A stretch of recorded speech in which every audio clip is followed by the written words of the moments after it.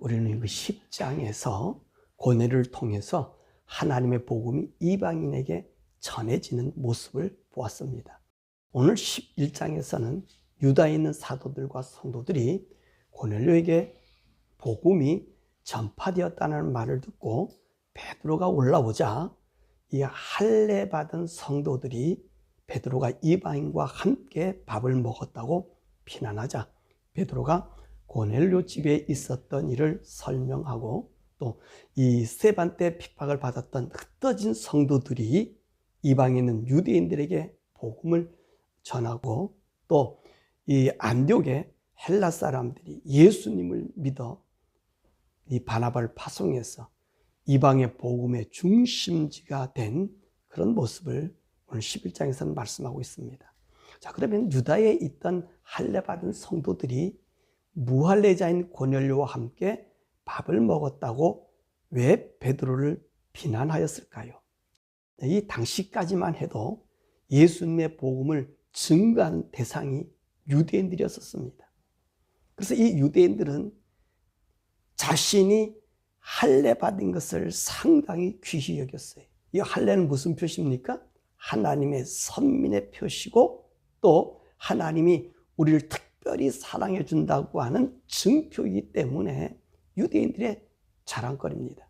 그래서 이 할례 때문에 유대인들은 수많은 고난을 당하고 죽임을 당했습니다. 그럼에도 그 할례를 자손들에게 행하는 일을 멈추지 않았습니다. 이는 우리가 하나님으로부터 특별히 선출된 사람이라는 자부심이 있었기 때문에 그렇습니다. 이것이 초기 기독교에 강력하게 작용했습니다. 초기 이 교회에서 가장 많은 문제를 일으킨 것이 누구지요? 이 할례 받은 자들이었다는 것입니다.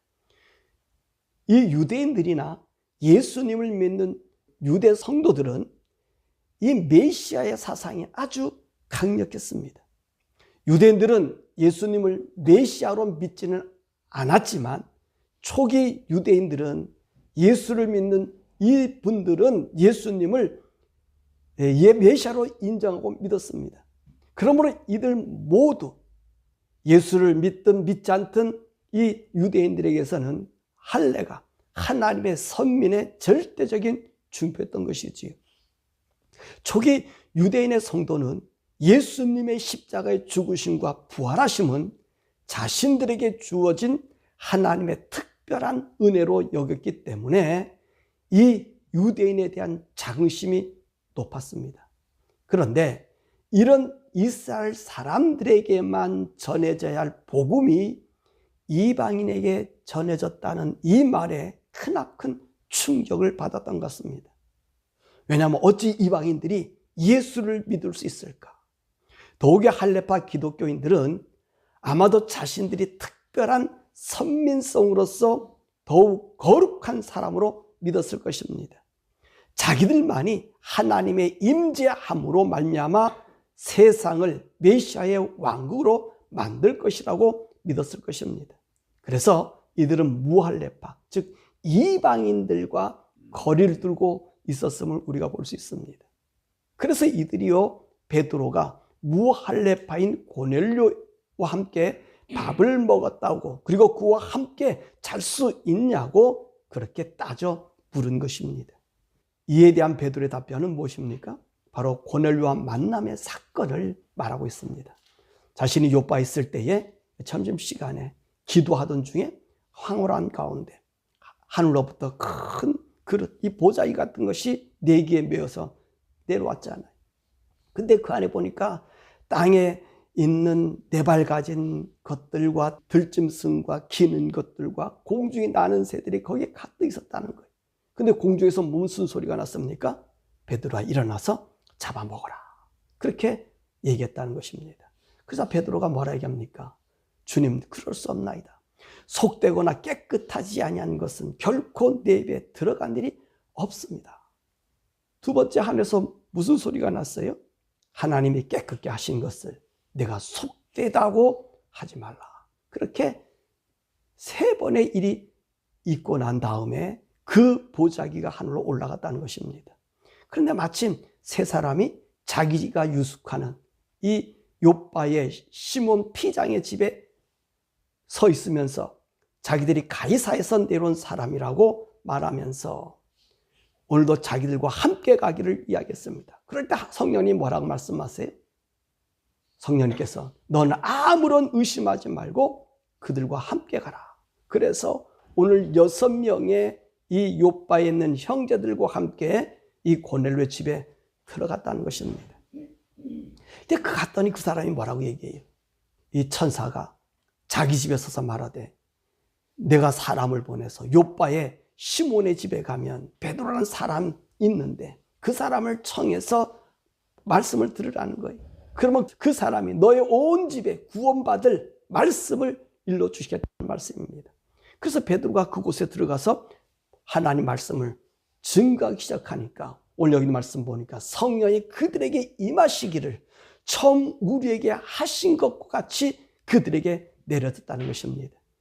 이때 베드로는 어떤 생각이 들었다 그랬습니까? 세례 요한이 말한 말씀이 생각났다는 거예요. 요한은 내가 물로 세례를 주지만 너희는 성령을 세례로 받을 것이라고 하는 그것이 생각나서 오늘 예수님을 믿었던 이 고넬료의 집에 바로 세례를 줬더니 우리에게 주셨던 그 똑같은 성령의 은사가 그들에게 내렸다는 것입니다. 이렇게 성령의 은사, 성령님의 역사가 그 집에 이르렀는데 그들에게 함께 먹고 마시는 이 일들을 내가 행하지 않을 수가 없지 않느냐는 얘기합니다. 내가 누구에게 하나님의 능력을 맡겠느냐고 설명한 것입니다. 이 말을 들은 오늘 모든 사람들은 잠잠해했고 그리고 하나님의 영광을 돌리면서 그들은 뭐라고 얘기합니까? 하나님께서 이방인에게도 생명을 얻는 회개를 주셨다.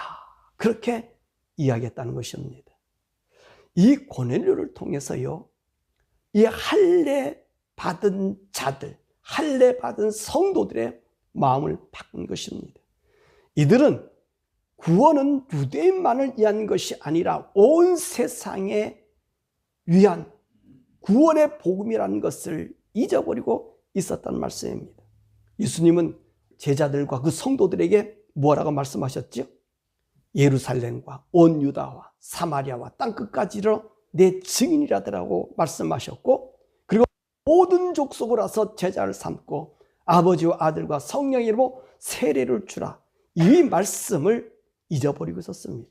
그런데 이 고넬료 집의 이 사건을 통해서 이들은 다시 예수님의 말씀이 기억났었을 것입니다. 그래서 이 베드로가 이 할례파 성도들에게 뭐라고 말씀하였습니까? 내가 누구기에 하나님의 능을 하나님이 하실 일을 막을 수 있겠냐고 말하고 있는 거예요. 이렇게 이들이 예수님의 복음이 이방에게도 전해져야 하는 것임을 깨달은 그때에 아주 획기적인 복음의 낭보가 들려옵니다.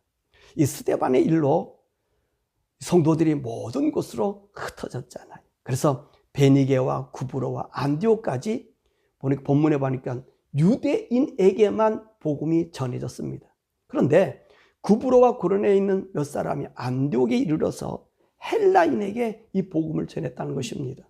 그랬는데 이 헬라인들이 예수를 믿고 돌아섰어요.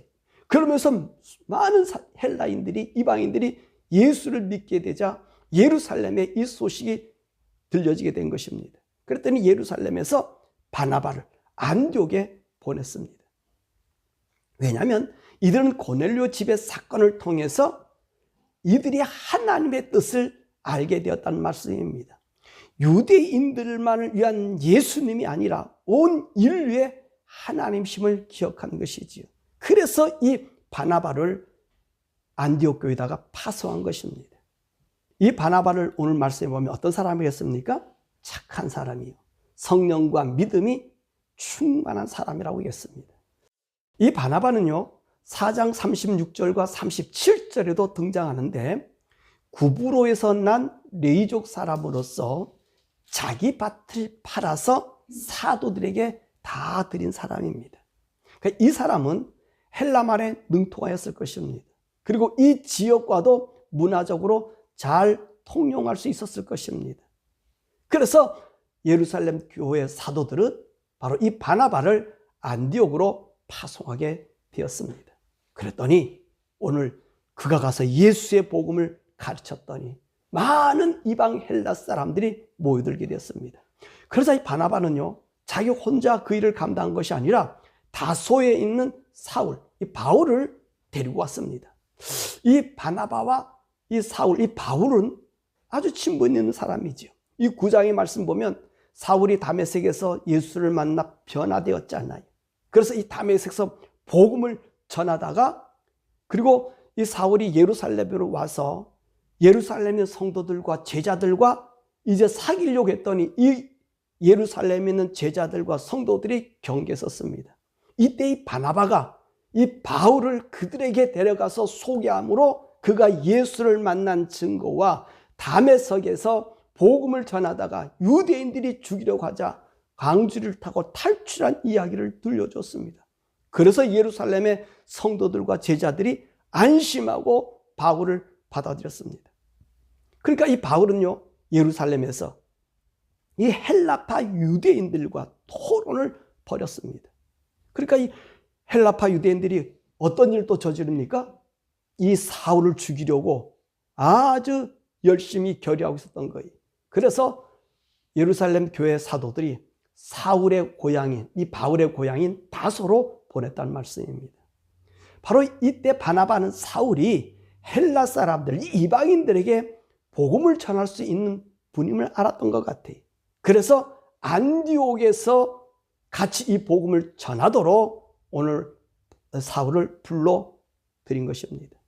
그래서 이 두 분이 안디옥에서 하나님 말씀을 가르치니 수가 더 많아졌다는 거예요. 많은 이방인들이 예수를 믿었다는 것입니다. 그래서 이 안디옥이요, 이방인 교회가 세워졌습니다. 다른 모든 것들은 유대인으로 세워지고 제자들에 이어 세워진 교회라면 오늘 이 안디옥 교회는 이방인이 세운 첫 교회가 된 것입니다. 이렇게 헬라인들이 예수님을 믿으니 이들은 유대인이 믿는 하나님의 명칭으로 부른 것이 아니라 이방인들이 구별되어 부른 새로운 이름, 예수님을 믿는 사람이란 구별된 명칭으로 뭐라고 불렀다 그랬습니까? 그리스도인이라는 명칭으로 다른 종교를 믿는 사람들과 예수님을 믿는 사람들을 구분하게 되었다는 것입니다. 그러니까 이 안디옥 교회는요, 이방인들이 세운 교회로서 예수 그리스도의 복음의 정체성을 가장 잘 알려주는 그런 성도들로 변했다는 것입니다. 그래서 우리가 교회사에 보면 이 안디옥 교회는요, 기독교의 5대 중심 교구 중에 하나였었습니다. 그래서 로마, 콘스탄티노플, 안디옥, 예루살렘, 알렉산드리아라고 하는 그 초기 이 교회 5교구의 중요한 위치를 차지한 것이 안디옥이. 자, 우리가 이 말씀에서 볼 수 있는 것은요, 하나님이 하시는 일이라는 것입니다. 초기 기독교는 모든 것이 예루살렘 중심이었습니다. 그리고 이 제자들도 이 예루살렘을 떠나기를 거절했었습니다. 모든 성도들이 스데반의 순교를 통해서 흩어졌지만 여전히 이 사도들은 예루살렘에 머물러 있었습니다. 흩어진 성도들이 교회를 세워 예수의 복음을 전하고 그곳에 성도들이 모이면 사도들이 찾아가서 그들에게 예수님과 살아계셨을 때에 자기들이 듣고 보고 행하신 이적을 말씀하시고 예수님의 십자가의 죽으심과 부활, 그리고 그의 승천하시고 그리고 다시 오시겠다는 이 약속의 복음을 증거하고 그들을 위하여 기도하고 성령을 내리게 함으로 예수님의 제자된 확인하고 세례를 베풀고 그렇게 돌아오는 역할을 하고 있었다는 말씀입니다. 모든 초기에는 이 예루살렘 중심으로 그리고 이스라엘 중심으로 그들의 복음을 전했습니다. 그런데 하나님은 이 고넬료를 통해서 하나님의 관심이 어디 있는가를 보이신 것입니다. 바로 그것이 베드로를 통해서 증거하게 한 것이지요. 10장 34절 35절의 말씀 보니까 베드로가 고넬료 집에 들어가 고넬료의 말을 듣고 고백한 말씀이 바로 34절과 35절 아닙니까? 내가 참으로 하나님 사람의 외모를 보지 아니하시고 각 나라 중 하나님을 경외하며 의를 행하는 사람을 다 받으시는 줄 깨달았도다. 이 모든 족속으로 예수를 믿게 하시는 그 일이라고 하는 사실을 알게 됐다는 것입니다. 또한 이 안디옥에서요, 그리스도인이라는 명칭을 받았다고 했습니다. 참으로 예수님을 믿는 성도들을 아주 잘 표현한 말이 이 그리스도라는 말씀이지요.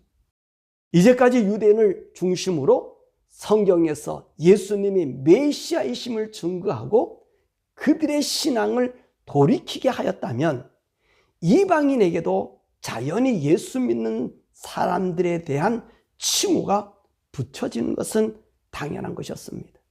그런데 이곳에서 예수 믿는 사람을 그리스도인이라고 불리게 된 것입니다. 자, 그러면 이 그리스도라는 말이 누구죠? 무슨 말이죠? 우리는 예수님을 누구라 부르시죠? 그리스도라 불러요. 이 그리스도라는 뜻이 뭡니까? 왕이요? 선지자요? 제사장이라는 말이 그리스도라는 말이란 말인지요.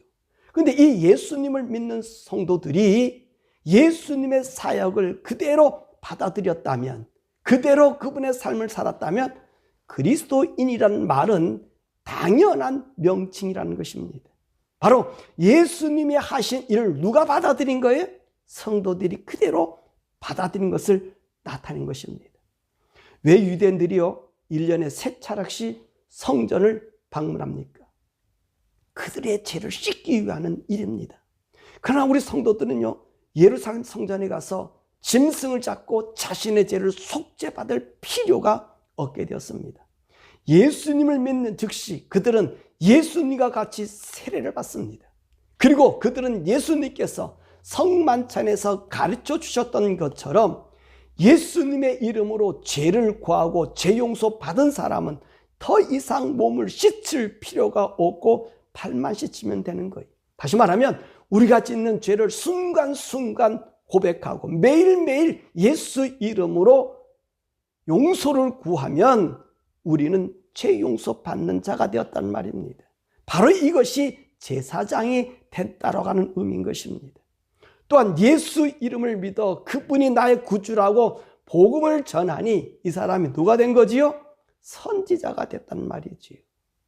뿐만 아니라 우리가 이렇게 하나님을 믿고 예수 믿는 자들 우리 하나님이 뭐라고 말씀하셔요?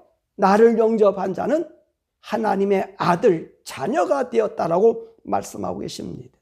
그러면 하나님의 자녀를 뭐라고 부릅니까? 그렇죠. 바로 왕의 칭호를 받을 수 있다는 것입니다. 예수님은요, 유대인을 향하여 자신을 누구라 그랬습니까? 유대인의 왕이라고 말씀하셨습니다. 이처럼 우리는 하나님의 아들, 예수님과 같은 신분을 얻게 되었단 말이지요. 예수 믿음으로 예수님 같은 신분, 바로 하나님의 아들의 왕이 된 신분을 가지게 됐던 것이지요. 그러니 이방인들 보기에는 오늘 예수 믿는 사람의 그 모습이 어떤 모습과 같아요? 그리스도의 모습과 같다 해서 그리스도인이라고 부르는 것은 참으로 예수 복음의 속성을 잘 설명한 것이란 말씀입니다. 그러므로 이 그리스도인의 명칭은 유대교와 예수교와 완전히 구별하는 명칭을 보이신 것입니다. 이 세상 모든 사람들은 예수를 믿어 얻은 하나님의 약속의 자녀요, 선지자들이요, 제사장이 되었던 것입니다. 뿐만 아니라 그리스도인이라고 부르는 것은 참으로 우리 성도들에게는 영광스러운 칭호였던 것입니다. 이것이 하나님이 하시는 일이었다는 사실이지요. 유대 종교에 갇혀있던 복음이 예수 복음으로 온 세상에 드러낸 것입니다. 그래서 이 안디옥 교회는요, 선지자들이 모였고 그들에게 예수의 능력이 임하게 되었어요. 그래서 오늘 본문 보니까 아가보라고 하는 선지자가 천하의 흉년이 들 것을 예언했더니 글라우디오 때에 흉년이 들었어.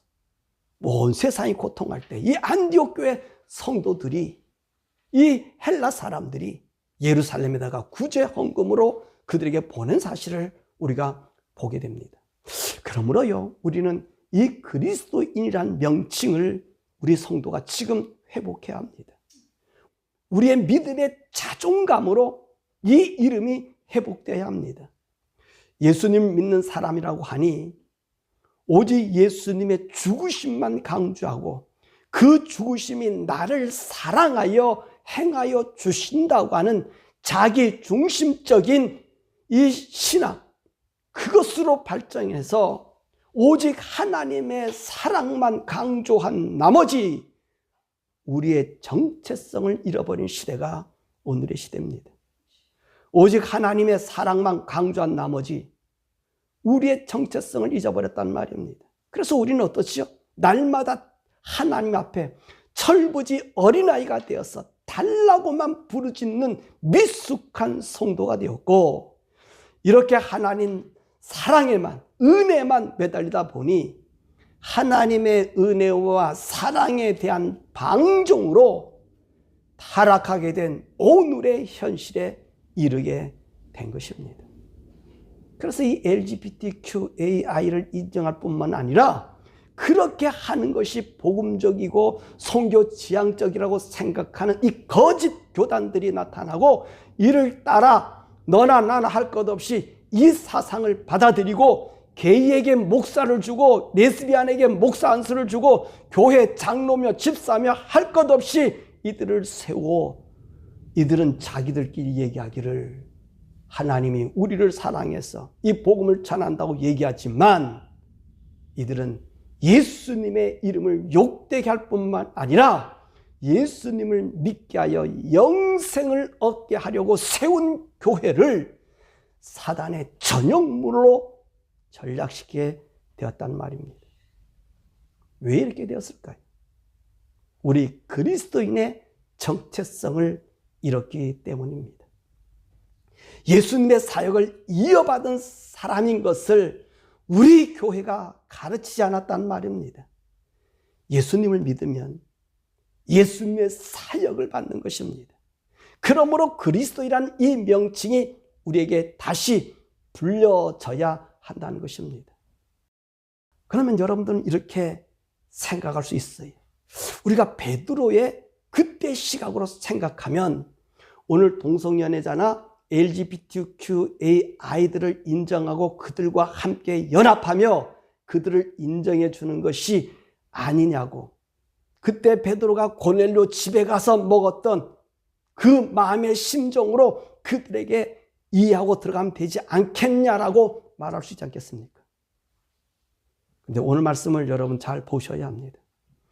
왜 무할례자인 고넬료의 집에 가서 이 베드로가 그와 함께한 6명이 함께 밥을 먹고 잘 수 있었습니까?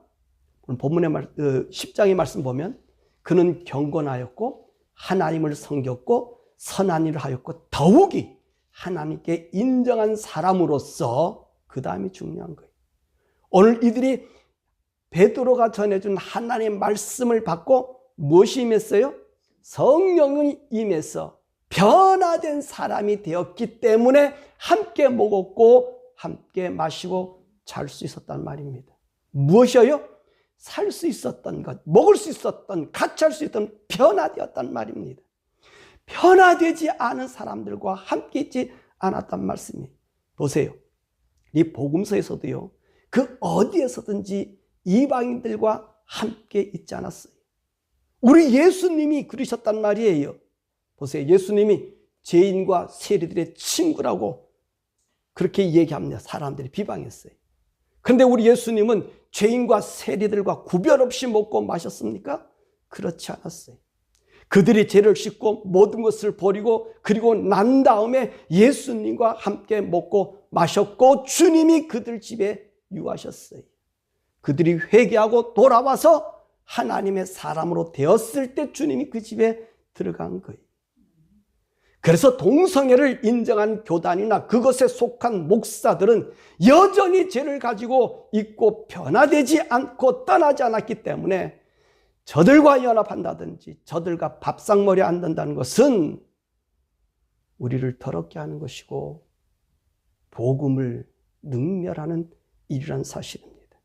이 복음 하나님의 말씀을 보지 못하는 거예요. 사랑에 매몰되고 십자가의 은혜에 매몰되어 버리니 눈에 들어오는 복음이 들어오지 않고 말씀이 들어오지 않고 원리가 들어오지 않아. 이렇게 난장판인 세상, 트럼프보다 못한 목사들이 질비하고 마지막 설교하는 성경의 주교 여자 성소주자들을 사랑해달라고 트럼프가 뭐라 그래? 최악의 얘기를 들었다고. 응? 어떻게 성경도 몰라 그리고 밥을 먹어? 안타까운 일이죠. 그러면 여러분들은 저를 이렇게 공격할 수 있어요. 목사님은 너무 율법적이지 않습니까? 예수님의 사랑의 복음이 해파될 수 있지 않습니까? 그렇게 이야기할 수 있습니다. 그러나 예수님의 사랑의 복음이 회파되거나 율법적이지 않습니다. 오히려 하나님의 사랑의 복음의 가치를 높이는 것입니다. 예수님의 십자가의 보혈을 더욱 거룩하게 하는 것입니다. 율법적이지 않고 더 복음적이라는 말씀입니다. 왜냐하면 예수님을 따라가려면 예수님 뭐라 말씀하세요? 너희가 나를 따라오려면 자기를 부인하고 자기 십자가를 지고 가야 한다고 했습니다. 자기 목숨을 얻으려고 하면 죽을 것이지만 나를 위해 목숨을 버리면 살리라고 예수님이 말씀하셨습니다. 이 예수의 복음이 이럴 때 온전해진다고 말씀하고 계신 것입니다. 저들은 예수님의 이름을 부르고 있으나 영생을 버린 사람들이에요. 그러므로 율법적인 것 같으나 복음적이요 생명인 것이 바로 제가 여러분들에게 하는 말씀이라는 것입니다. 이것을 구별하지 못하면 우리는 예수님의 구원을 욕되게 하고 육신이란 예수로 믿어 생명의 주님을 종교로 형상화시켜 구원 없는 우상으로 만들어 버린다는 것입니다.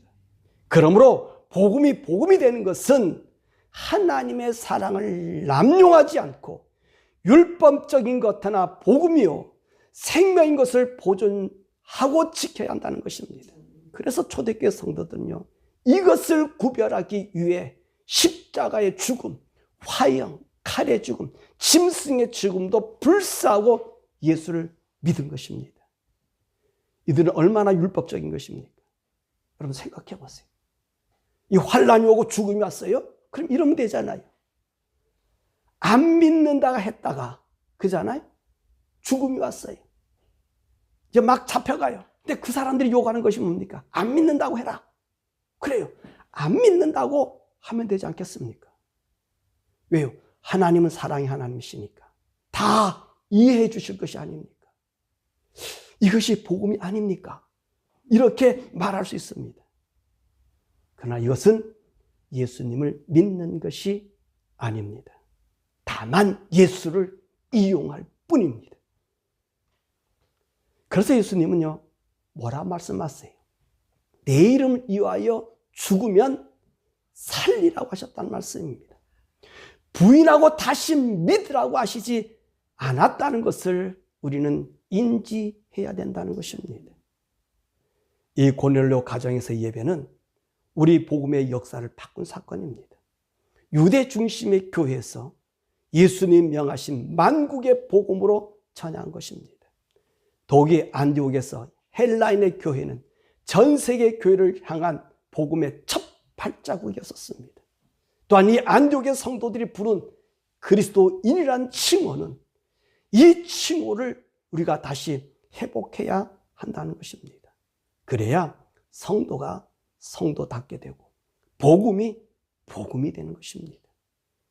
지금의 예수 사랑, 은혜만을 강조함으로 방종의 타락으로 가는 신앙에서 예수님의 사역을 짊어지는 복음의 재해석이 돼야 하기 때문에 그렇습니다. 내가 그리스도인이 되는 것은 우리의 정체성이 정립되는 것, 세상에 속한 복음이 아니라 예수님이 우리에게 정해주신 그 말씀을 예수님의 우리에게 주신 명령으로 이행할 수 있기 때문에 그렇습니다. 우리는 하나님의 아들, 왕이요, 제사장이요, 선지자로서 복음 증거하는 사명을 또한 예수 믿음으로 유업받았기 때문에 그렇다는 말씀입니다. 사랑하는 여러분, 오늘 이 11장에 있는 말씀은 아주 우리에게 중요한 이야기를 해주고 있는 거예요. 안디옥에서 그리스도인이라고 하는 사실. 복음은 유대인에 속한 것이 아니라 모두에게 나가는데 네가 그리스도인이 되라고 하는 정체성을 우리에게 부어준 것입니다. 그러므로 이 세상 사람들과 함께 또 세상이 믿는 이 복음의 믿음으로 우리가 휩싸이지 마시고 참 예수 믿으면 고통이 오고 어려움이 오고 고난이 올 수 있습니다. 그래도 믿을 수 있느냐? 예수의 사람이라면, 예수님으로부터 성령을 받은 사람이라면, 그분이 나의 구주라면 그것은 문제가 되지 않을 거예요. 왜냐하면 우리 하나님의 언약이기 때문에 그렇습니다. 내가 너와 세상 끝날까지 함께 있을 것이다. 그리고 주님 뭐라 말씀하세요? 두려워하지 말라 그러잖아요. 너희를 잡아간다고, 너희들 고통 준다고 두려워하지 말라 그러잖아요. 내가 그때마다 할 말을 너에게 줄 것이라고 말씀하시는 거예요. 사랑하는 여러분, 오늘 예수 그리스도를 믿는 이 믿음, 거짓 믿음의 사람들에게 현혹되지 마세요. 지금의 거짓 믿음은 LGBTQ, 소수의 사람을 위한다고 이야기하면 성경 자체를, 하나님 존재 자체를 무너뜨리는 것이 바로 LGBTQ 운동이에요. 이것이 죄를 쌓은 것 아니에요. 파괴하는 것, 하나님을 없이 하는 모독하는 것. 거기에 속한 교단의 목사들이나 교단들은 이 트럼프를 보면서 나와야 돼. 그걸 나오지 못한다면 그는 구원받을 사람이 없어요. 그 교회에 속한 모든 성도도 마찬가지. 함께 그리스도의 신성을 부인하고 창조주 하나님 부인하는 행위. 그러면 여러분 주위에 그런 사람들이 있으면 여러분 권면하셔서 하나님 말씀, 은혜가 뭔지, 은혜 방종이 무엇인지, 우리 그리스도인들이 누구인지를 정말 여러분이 알려주는, 오늘 본문의 설교 말씀 듣고 알려주는 여러분 되기를 주님의 이름으로 축원합니다.